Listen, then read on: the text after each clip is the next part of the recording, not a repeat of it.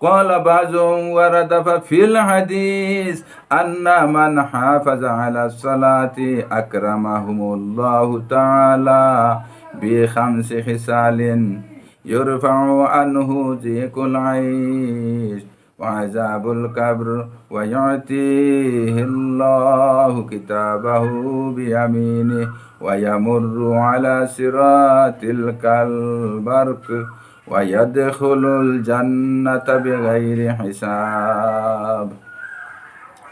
একটি হাদিসে বর্ণিত আছে, যে ব্যক্তি ইহতিমামের সহিত গুরুত্ব সহকারে নামাজ আদায় করিবে, আল্লাহ তাআলা তাকে 5 প্রকার সম্মানিত করিবেন।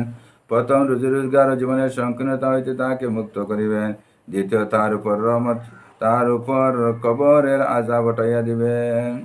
তৃতীয়, কিয়ামতের দিন তার আমলনামায় ডান হাতে দান করিবেন। আর চতুর্থ, সে ফুলসিরাতের উপর বিদ্যুৎ বেগে পার হইয়া যাইবে। আর 5 নম্বর, সে বিনা হিসাবে জান্নাতে প্রবেশ করিবে।